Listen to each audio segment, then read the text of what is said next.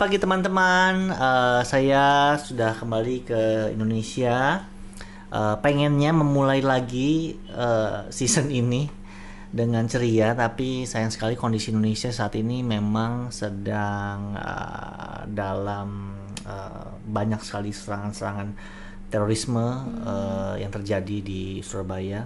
Betul banget. Jadi kita mau ngucapin turut berduka buat keluarga-keluarga yang kena musibah di sana.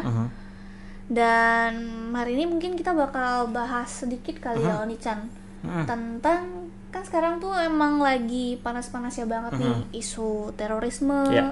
Jadi banyak banget juga nih hoax-hoax yang beredar segala macam. Jadi mungkin hari ini kita bakal sedikit kasih tips kali ya. Bagaimana cara menanggapi kasus terorisme ini dan juga beredarnya broadcast yang ada yang hoax, ada yang terlalu menakut-nakuti, malah menyebarkan ketakutan. Karena memang sebenarnya tujuannya teroris ini kan mereka untuk menakuti gitu, dan kita jangan sampai jadi membantu mereka dengan cara menyebarkan gambar-gambar yang menyeramkan sehingga bukannya kita mendamaikan, menenangkan, malah menambah menakut-nakuti gitu ya. Iya, betul. Karena aku yakin teman-teman kalian juga pasti akan mendengarnya lewat media-media yang sudah kompeten di bidangnya dalam menyampaikan informasi-informasi seperti ini, seperti di Metro TV, di di kompas.com atau detik.com kayak gitu.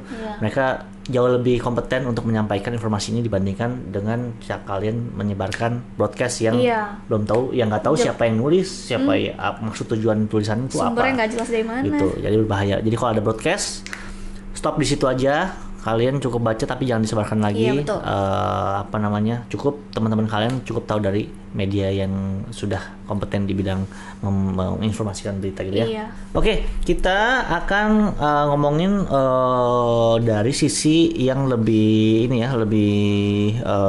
menanggapi hoax-hoax yang beredar ya gitu ya. Menanggapi hoax. Ini adalah tips menghadapi berita hoax. Oke. Yang pertama, biasanya ini berita hoax itu judulnya pasti provokatif banget, kayak bahaya gitu, siaga atau ternyata ini yang sebenarnya terjadi. Biasanya tuh yang memancing kita jadi penasaran lah, padahal sebenarnya isinya bukan hal yang penting atau bahkan malah isinya tuh kebohongan gitu. Iya, betul. Jadi hal pertama yang harus kita lakukan itu adalah kita harus hati-hati sama judul berita yang provokatif. Biasanya kalau udah huruf kapital semua, terus tanda serunya banyak, wah itu kemungkinan besar itu bermaksud untuk memprovokasi gitu ya. Gitu. Jadi sebagai pengguna internet yang cerdas, kita harus sangat hati-hati dan kita pilah-pilah juga informasi yang kita ambil. Jadi jangan malah ketika kalian lihat bahaya,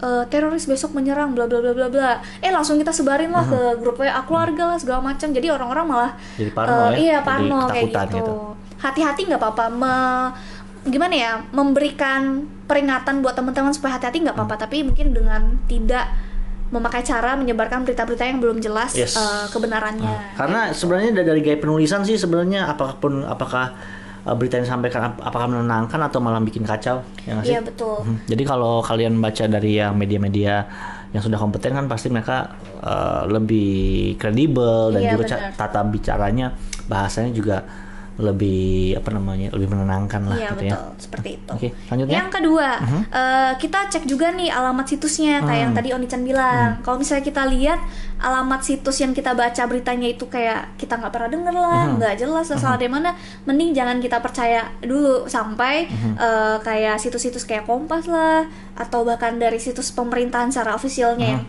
udah ngepost langsung, itu baru kita boleh percaya guys. Jadi hati-hati banget. Kalau yang kita rekomendasikan sih untuk media berita digital sih pastinya kompas.com sama detik.com sama paling IDN Times ya. Itu paling setahu aku sih itu aja yang apa?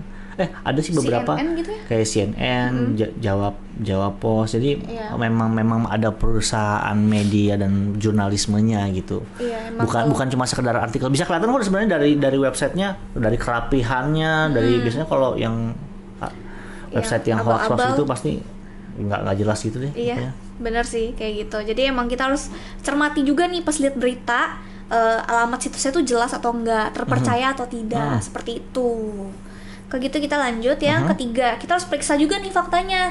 Kalau misalnya dari berita itu nggak jelas sumbernya siapa, mending kita jangan percaya dulu. Kalau misalnya seandainya nih ada berita korupsi, tapi KPK-nya nggak ngomong apa-apa sama sekali, berarti itu masih belum benar penjelasannya. Jadi harus ada pihak-pihak yang memang terkait, misalnya dari orang-orang pemerintahan atau apapun itu yang emang udah ngomong langsung kalau itu tuh benar terjadi. Jadi kalau misalnya belum ada sumber yang jelas, berarti itu faktanya masih belum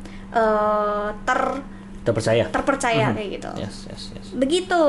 Selanjutnya biasanya tuh isinya tuh ada ujaran kebencian, terus mengajak kita membenci seseorang, gitu, betul. atau memojokkan sebuah golongan atau memojokkan pemerintah. Itu biasanya itu sudah tanda itu hoax. Tapi sebenarnya di Instagram juga tuh Nichan, ada juga nih akun Instagram yang suka ngepost berita-berita gitu biasanya.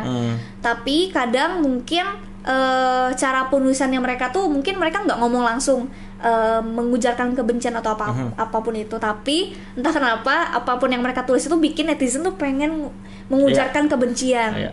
Nah, saran kita sebagai pengguna internet yang cerdas, sebaiknya kita tidak melakukan itu, tidak mengujarkan kebencian yang bikin malah jadi lebih panas lagi situasinya. Gitu ya. Jangan terpancing sama artikel-artikel atau postingan-postingan orang yang sengaja memancing kamu untuk marah kayak gitu. Itu banyak banget. Iya, justru kita jangan sampai. Jadi merekanya nggak bersalah, kitanya jadi yang bersalah. Malah kita yang dosa. Kita yang Kita yang malah berujar kebencian jadinya. Iya benar. Apalagi kalau sampai mengujarkan kata-kata yang bersifat rasisme itu tuh juga selain dosa, tapi itu juga melanggar hukum guys, kayak gitu. Betul. Nah, yang terakhir itu kalau tahu itu nggak sesuai sama 3 tips yang udah di bagian sebelumnya, berarti itu tidak pantas untuk kita sebarkan. Lebih baik kita bantu report artikel ataupun foto itu supaya nanti di-ban langsung dari. Itu reportnya kemana sih? Jadi sebenarnya kalau misalnya kayak Instagram nih report, nanti dimasukin ke mereka, nanti mereka bantuin. Iya. Kalau nggak salah pemerintah juga sedang menggalakkan report akun teroris.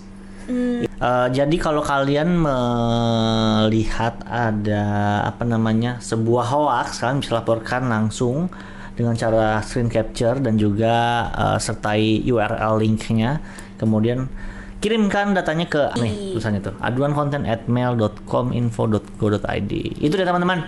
Mudah-mudahan bermanfaat dan juga sekali lagi kami mengucapkan belasungkawa kepada para korban dan juga pada para keluarga korban dan juga mudah-mudahan kita berdoa bersama-sama supaya kejadian ini tidak akan terulang lagi dan kita bisa strong dan tetap bersatu dan tidak terpecah belah.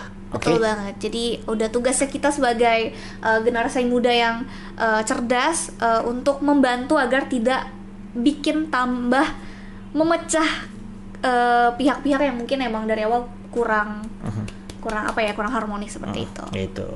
Mari kita ciptakan keharmonisan di Indonesia. Indonesia satu. Terima kasih teman-teman sudah nonton. Jangan lupa untuk kasih komen di bawah dan juga kasih like dan share terus Ohio Podcast karena kita akan mulai lagi. Maaf kemarin saya habis dari Jepang untuk beberapa project, jadi kita banyak bolongnya ya. Iya benar. Oke, sampai jumpa lagi. Itu aja buat hari ini. Sampai jumpa besok. Jadi.